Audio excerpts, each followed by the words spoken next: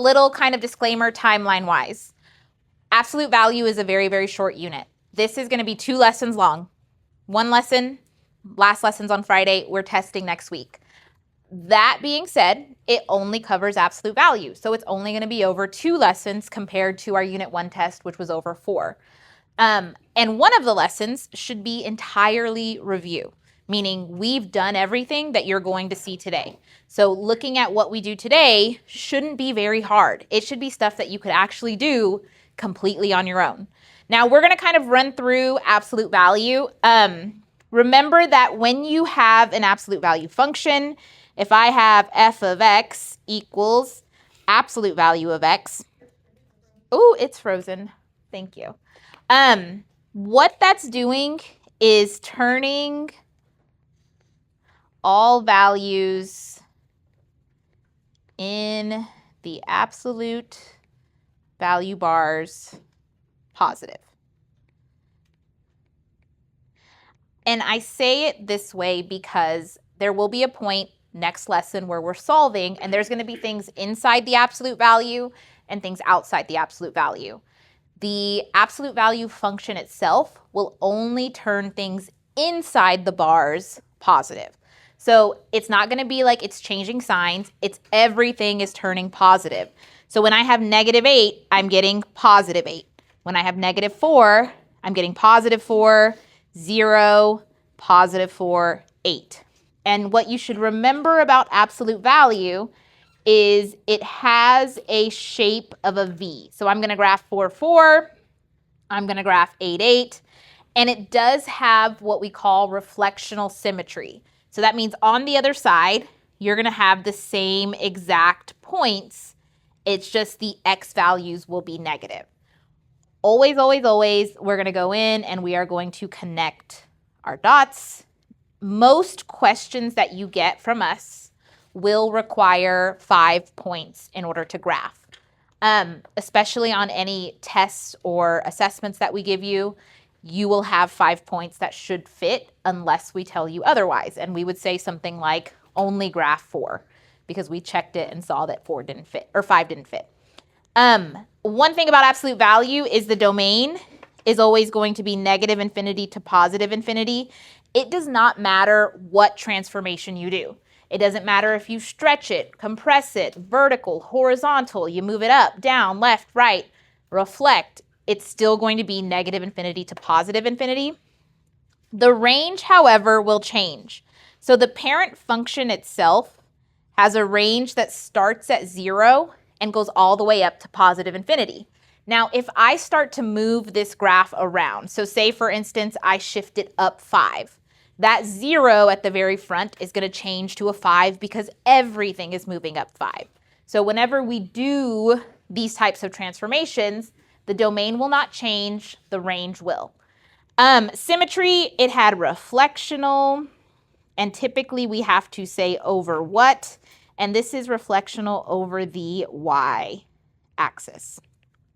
Basically what that means is if I drew a line right down the middle through the absolute value, the left side is going to be a mirror image of the right side. There was 2 types of symmetry you could have.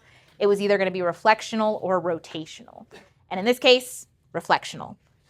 Now, for transformations, again, everything from today should be completely review. So we're going to go in and we're going to take this parent function. The one thing about absolute value is we don't always use the same points because sometimes when I'm dividing by something like 3 or 2, I don't want to make decimals, so I pick numbers that are nicely divided. And we did that when we were learning transformations in the last unit. So the first thing I see is I have a absolute value function. There's a couple of different transformations. So I'm going to kind of look and highlight what I'm seeing. We have a 1/2 at the front. We have a +5 on the inside, and we have a -2 on the outside. I typically advise every single time you graph to shift first. So what is that +5? Left 5, because we always do the opposite of what the inside looks like. And what is the -2? What is the -2? Down 2. So I like to come in and I will move my entire X and Y axis according to whatever shifts I have. So I went down 2, I'm going to go left 5. And where this new intersection occurs, that's going to kind of be like my 0, 0 point. So in this case, I'm just going to make it for the sake of us having a note. This is going to be our new 0, 0. So if you, for some reason, missed all of the graphing, this is kind of like a base. Here's how we graph in Algebra 2 Advanced. Now that's my new 0, 0. I do have one more transformation. It's outside of the absolute value bars. Anytime a number is outside, that is a vertical either stretch or compression. So this is going to be vertical because it's outside the bars. And then because it's a fraction and it's outside, that means it's going to be a compression. Now, for anything outside of the absolute value bars, it's going to look exactly as what it is. So when I say vertical compression, it's going to be a vertical compression of 1/2. Now, if you need a little reminder, just to kind of explain what this means, that means we're going to multiply our y values by 1/2. If it was horizontal, that would mean we're changing our x values. And if you ever get confused and you're not sure like which one is which, remember that like vertical is up, down, and those are going to affect our y values. Horizontal is left, right, and those are going to affect our x values. So that's usually how I remember which one is going to change. Now, I know I'm going to have to take something and multiply it by 1/2, which essentially means I'm going to divide by 2. So that's going to play a big part in the points that I'm going to pick. So I want to pick numbers that I can easily divide by 2. So when I do that, I can pick -4, +4, -2, +2, 0, 0, 2, 2, and 4, 4. Now, could I have used 8 and 4? Yes. I try to pick the smaller ones just to make life a little bit easier. If you're checking your answers today on your practice and you think that you have correct points, but it's still marking it wrong, it may just be because I picked different points for the key. You can tell me and I will look at it and I'll say like, yep, those are good, and I'll give you the point. But I, on the key at least, have the smallest numbers possible. So like 2 and 4 and 3 and 6. I try to make it so that you're not graphing really large things. So this is like my original key points for the absolute value function. Now I'm going to go in and I'm going to change those y values. The only thing that's going to change are the y values. The x values will stay the same. And for the most part, we don't ever ask you to do both transformations at one time. I don't think we've ever asked you to in this class. So I wouldn't expect to have to do both together. So one or the other is really kind of what you're doing. So when I go in and I half this, I'm going to get half of 4 is 2, half of 2 is 1, half of 0 is still 0, and then 1, 2.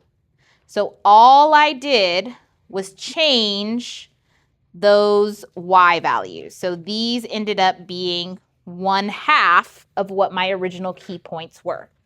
Now, when I graph this, it should still look like an absolute value. It just should be a little bit more spread out. So if I'm doing 0, 0, I'm going to go right 2 up 1, and then I'm going to go right 4 up 2. And you should notice that these are going to have what we call a consistent slope. The slope is not going to change for an absolute value as it's increasing. I'm going to do the same thing on the other side. Left 2 up 1 and left 4 up 2. And you should get your absolute value function. Do I have any questions so far? It should hopefully, again, be review. Easy question, domain, always, no matter what. If you even want to make a little note for yourself, it is always going to be -infinity to +infinity. Even if you forget and you completely don't know how to graph this function, you could put negative infinity to positive infinity, and that would be correct because it's always going to be that answer. Now, in this case, we did move down. We went down 2. So instead of starting at 0, we're going to start at -2 and go all the way up to positive infinity. Remember, if you have a point on your graph and you are using it, it's going to have a bracket. For the most part, in parent functions, it's always going to be a bracket because you're graphing it yourself.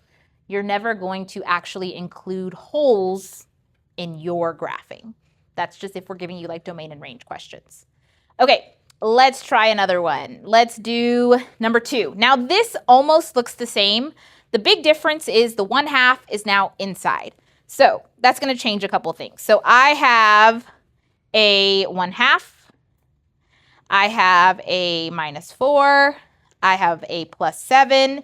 And I also have a negative outside of the absolute value bars. First thing I always do is I do shifts. So the -4, you always do the opposite of what it looks like. So this is actually going to move to the right 4.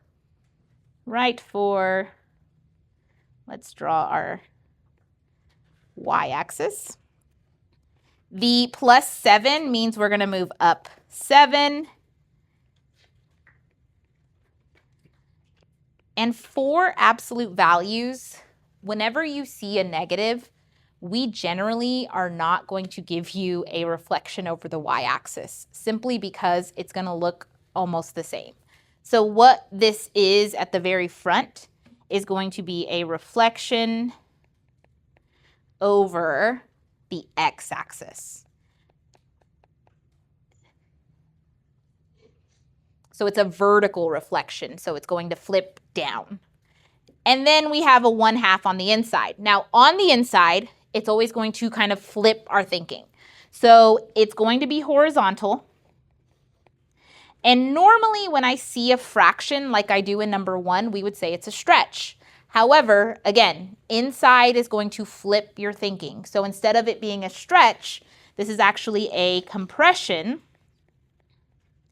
And like in the warm-up where we talked about, when I actually apply this, oh, sorry, it's a stretch. Just kidding. I saw Gia erase. I'm sorry. It is a horizontal stretch. I got carried away. Horizontal stretch. It's a horizontal stretch of 2. Now, again, it flips our thinking, and I didn't flip my thinking. When you see a fraction, you normally think it's a compression. Inside, it's a stretch. And then whenever we apply this, you're technically applying it as 1 over b, and 1 over 1/2 turns into 2. So what we're actually doing to our graph, we are going to multiply our x values. Now, here's where I kind of do 2 things at once. I'm going to multiply my x values by 2. And then that reflection over the y-axis, we're going to change signs of y.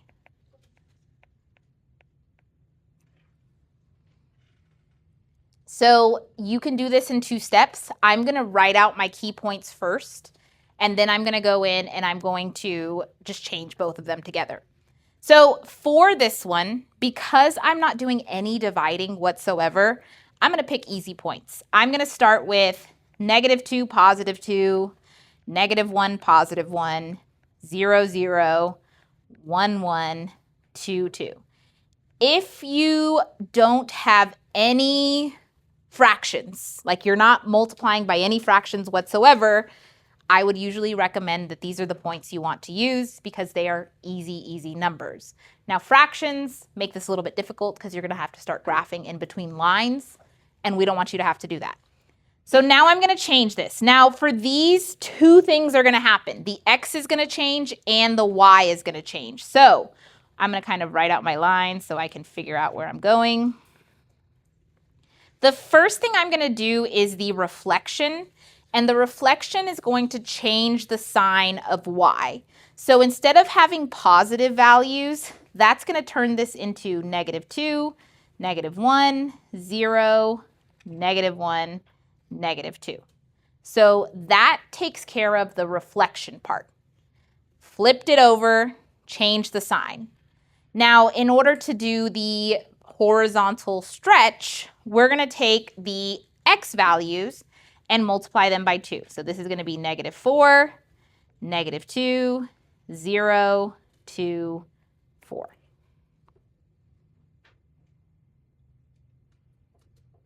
What's your question, Gabriel?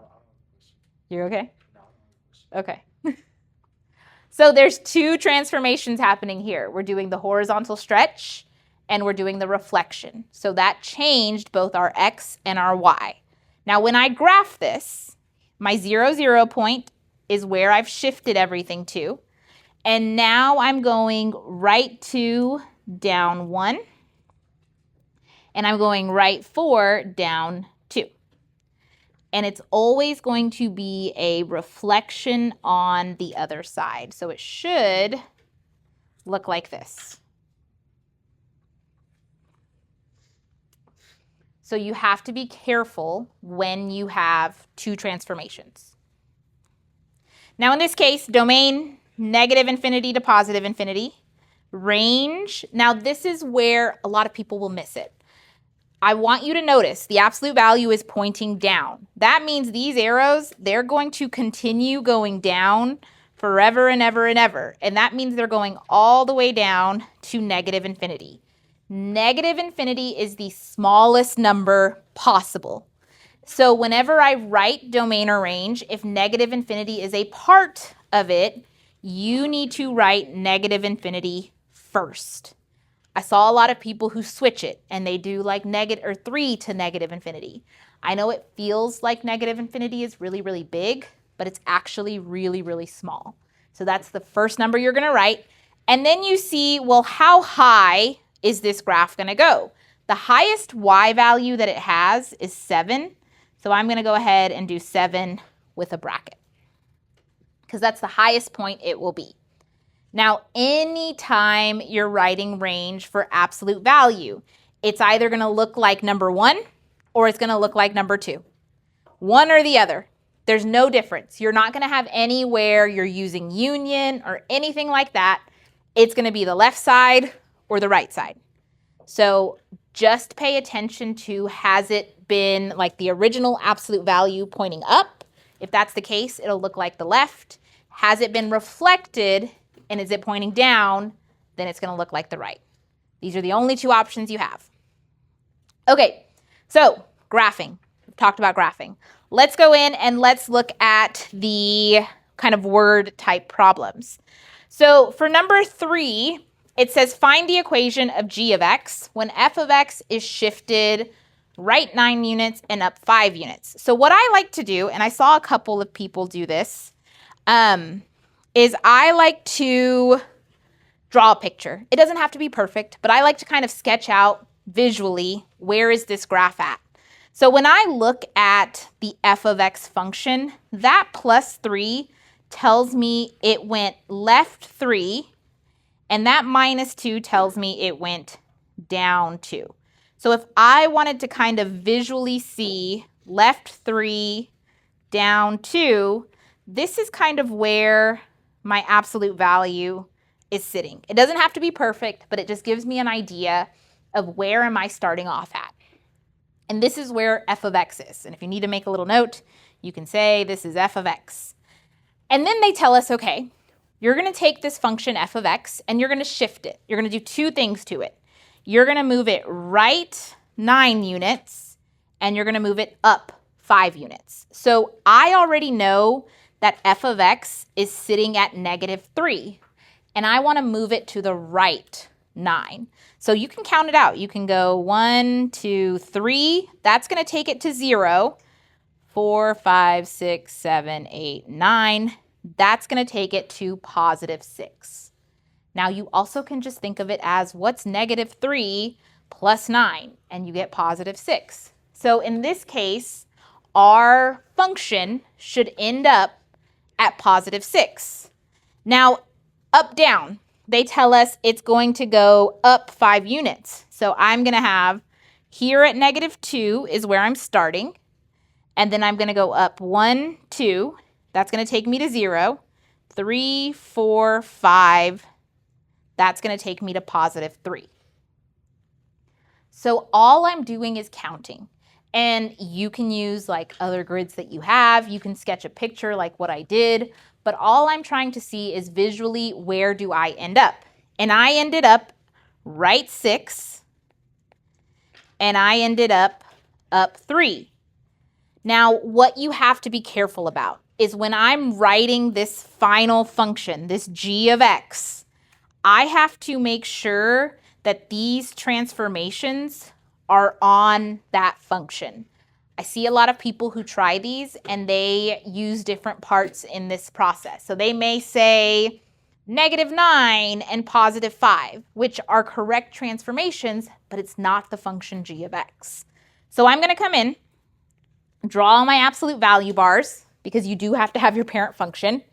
And since this went right 6, how do I write right 6? -6, because it's going to look the opposite of what it's supposed to. And then up 3 is +3. So all we have to do is have g of x, absolute value, x minus 6 plus 3. Okay, I want you to try number 4. Try number 4. Take a minute.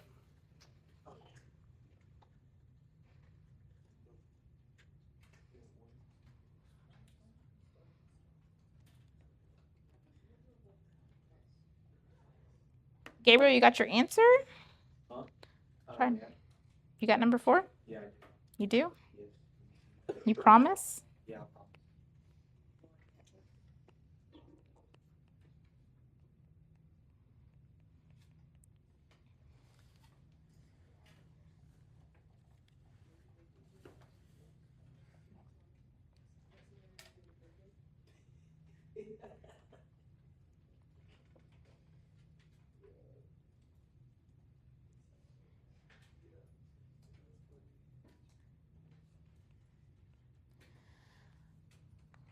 Okay, let's see. Who am I going to call on? Alondra. Can you give me one of the transformations? Left 5. I agree with left 5. I'll unfreeze in just a second. Okay. Matthew, can you give me another one? Up 12. We're going for the easy ones. Okay. Gabriel, what do you got? Vertical compression 1/6. I like that. And let's do, who do I want to call on? Gia. What's the last one? Perfect. Reflection over the x-axis. Wonderful. So we should have reflection over the x-axis, vertical compression 1/6, left 5, up 12. So the negative is actually going to be the reflection over the x-axis. The 1/6 is the vertical compression. So it is not. 2 separate transformations. It's a good question, though. Good question. Okay, so let's go ahead. Let's look at number 5. For number 5, piece of advice. If you are trying to identify a function from a graph, I usually recommend sketching the parent function just to see if there's any stretches or compressions. Now, there are multiple ways to describe a stretch or compression. Like you can have a counterpart that's vertical and horizontal. I will tell you this as a piece of advice, working with vertical is going to be a lot easier. So I'm going to start off number 5 by going in and just drawing what the parent function should look like. So with no stretches, no compressions, I should just have 1, 1, 2, 1, or 2, 2. So there should just be a slope of 1, rise 1, run 1, rise 1, run 1 as I continue on. The reason why I do this is I want to see, is there a difference in that, for absolute value, slope? So let's start with some of the obvious things first. It is moved to the left how many? 7. Down 6. Now what I would do at this point, it's not reflected, it's not pointing downward. You don't have to throw in a reflection over the y-axis. Now we're kind of looking at pattern-wise, what is that distance? So if I'm looking at the original goes right 1, up 1. And if I'm looking at my new graph, it's going right 1, up 2. So that means the y values changed. And so the y values were multiplied by 2. Now, that doesn't suffice as transformations, but I'm putting this note here because I want you to realize that when that y value changes, it's a vertical, and if it's increasing, it's a vertical stretch of 2. So once I know all of the transformations, I can write the equation. If we don't tell you what it is, you can use whatever you want. I'm just going to use f of x. F of x, vertical stretches go at the very front. X plus 7 minus 6.